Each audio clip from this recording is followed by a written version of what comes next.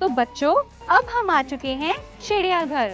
याद है पिछली कक्षा में मैंने आप सभी को अलग अलग समूह में विभाजित किया था और हर एक समूह को परियोजना कार्य दिया था। तो बस उसी सिलसिले में आज हम यहाँ पर आए हैं। तो चलिए आप मेरे साथ जानिए, समझिए अच्छे से चिड़ियाघर को, ताकि अपने दिए हुए कार्य को आप बहुत अच्छे से कर सकें।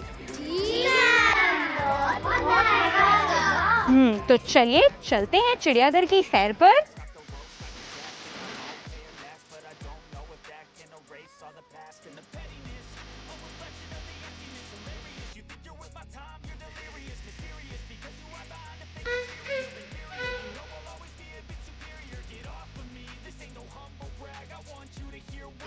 तो बच्चों, अब आप लोग बताओ ये कौन सा जानवर है?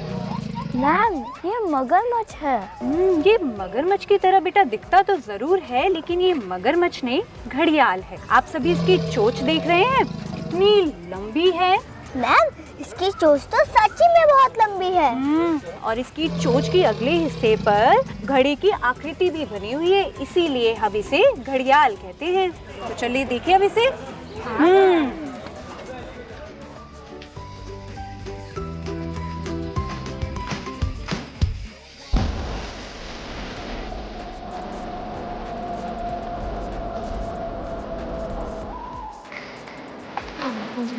हाँ, बताइए जानवर। मैम, ये कौन सा जानवर है? आप लोग ही बताइए। मैम, ये पानी वाला घोड़ा है। ये दरियाई घोड़ा है अमित। आपका जवाब आसपास ही है। बच्चों, आपको पता है इसे दरियाई घोड़ा क्यों कहते हैं? हमें नहीं पता मैम, आप बताइए। जिस प्रकार घोड़ा मैदानी इलाके में बहुत सक्रिय और फुर्तीला होता है, उसी प्रकार हमारा दरियाई घोड़ा भी पानी में बहुत सक्रिय होता है। बच्चों, क्या आप अनुमान लगा सकते हैं इसका वजन कितना होगा? Ma'am, 100 kilo? 500 किलो? नहीं, इसका वजन करीबन 3000 किलोग्राम होता है। 3000? तो चलिए देखते हैं ये क्या कर रहा है पानी में। ठीक है मैम।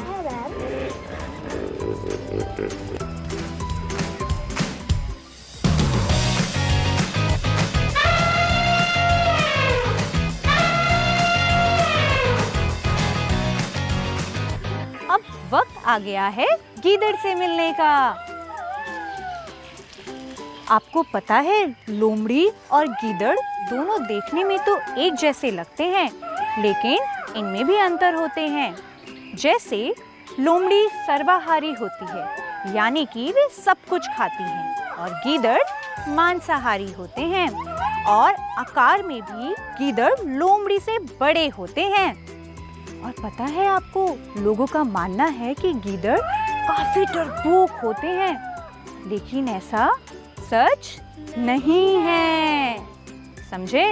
हाँ मैम।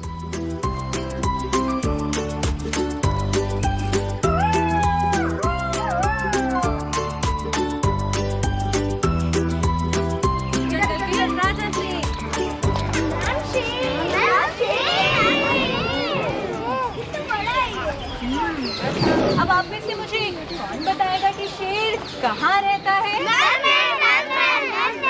सौरभ, आप बताइए। मैम, जंगल का राजा शेर थल पे रहता है। बहुत सही जवाब सौरभ। चलिए आगे।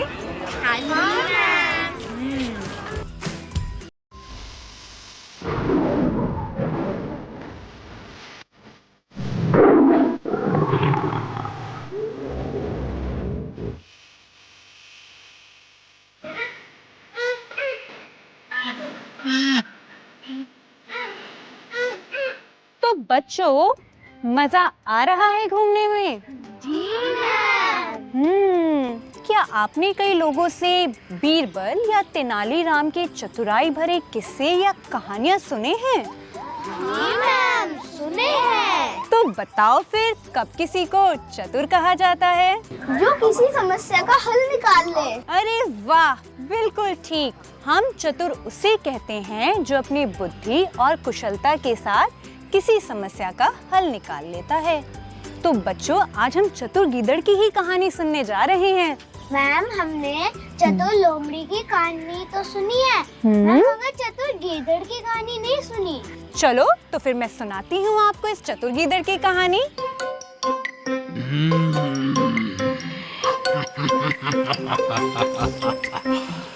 तालाब की सारी मछलियां तो मैं धीरे धीरे चट कर गया। अब क्या खाऊं? कई दिनों से खाने को कुछ भी नहीं मिला। मुझे तो बहुत भूख लगी है। आज वो गीदड़ भी तालाब पर पानी पीने नहीं आया। कहो भाई मगरमच्छ, क्या हाल है? सब ठीक तो है? इतने उदास क्यों हो? क्या बताओ मित्र, भूख के मारे मेरे प्राण निकल रहे हैं। क्यों? क्या आज खाने के लिए मछलियाँ नहीं मिली?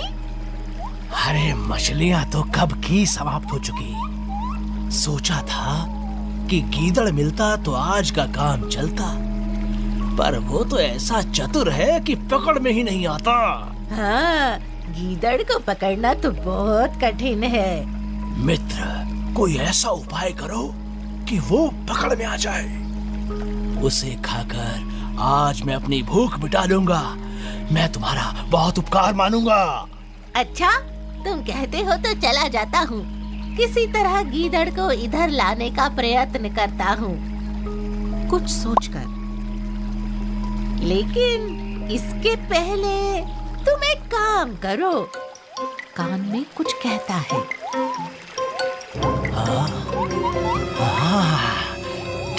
ठीक है, मैं ऐसा ही करूंगा। तो बच्चों बताओ, कछुए ने गीदड़ को मगरमच्छ के पास लाने के लिए कौन-कौन सी योजनाएं बनाई होंगी? सोचो सोचो। हमें नहीं पता मैम, आप बताइए। तो चलो कहानी को पूरा करते हैं। कछुआ दूर से गीदड़ को आते हुए देखकर कहता है, हाय, अब मैं क्या करूं? मेरे प्यारे मित्र को ना जाने क्या हो गया। अचानक उसके प्राण निकल गए। अब तो मैं बिल्कुल अकेला रह गया। क्या है भाई कछुए, क्यों रो रहे हो? मेरा प्यारा मित्र मगरमच्छ स्वर्ग सिधार गया। अब दुनिया में मेरा कोई नहीं रहा। हैं? क्या कहा? मगरमच्छ मर गया? अपने आप से कहता है, अब तो मैं निश्चिंत होकर तालाब का पानी पी सकता हूँ। उसके डर से मैं कई बार प्यासा ही रह जाता था। क्या कहा? अब कुछ नहीं, कुछ नहीं। ये तो बड़े दुख की बात है। मैं तुम्हारी क्या सहायता कर सकता हूँ? आओ, उस पर कुछ सूखे पत्ते डालकर उसे ढांप दे। देखो, बेचारा मरा पड़ा है। अरे ये तो बिल्कुल शांत है। नहीं। अरे ये तो सांस ले रहा है। भाई कछुए, क्या ये सचमुच मर गया है? हाँ, देखते नहीं, ये तो मरा पड़ा है। पर भाई, मैंने तो सुना है कि मर जाने पर मगरमच्छ की पूंछ हिलती रहती है।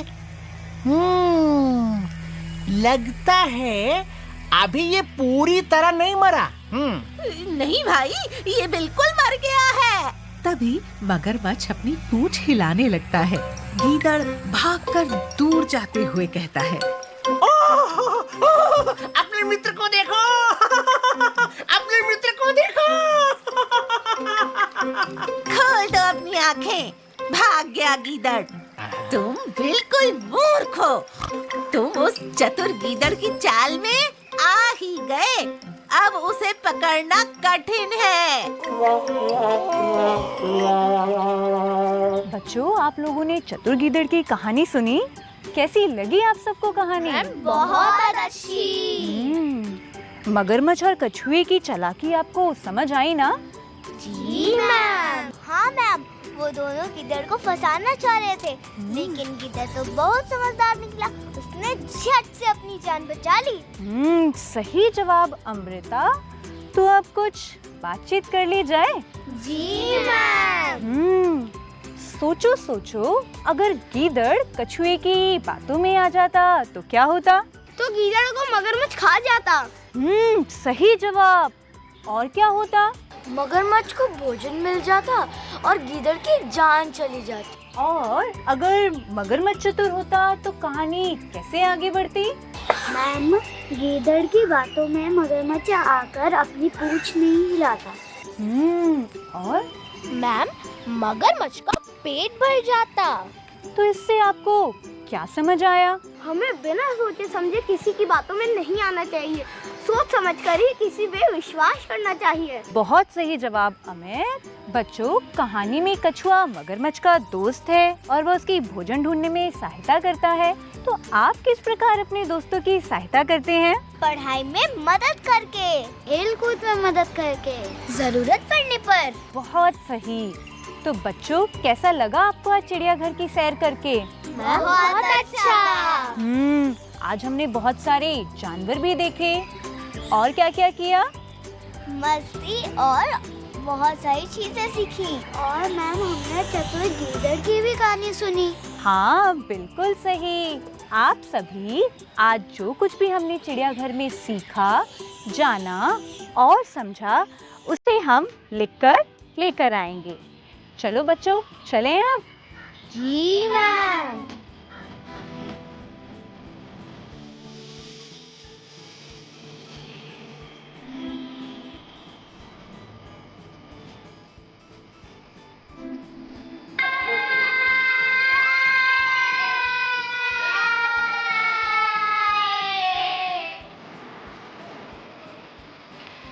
चिड़ियाघर में जाकर लोगों को प्रकृति और जानवरों के बारे में और ज्यादा जानने का मौका मिलता है। ये ऐसी जगह है जहाँ जानवरों की अलग अलग प्रजातियां होती हैं। ऐसा क्यों होता है? ऐसा इसलिए होता है ताकि लोग उनके बारे में जान सकें। दुनिया के जीव जंतुओं को संरक्षण प्रदान करना एवं उनके बारे में उनकी विशिष्टताओं को आने वाली पीढ़ियों को बताना चिड़ियाघर का मुख्य उद्देश्य है।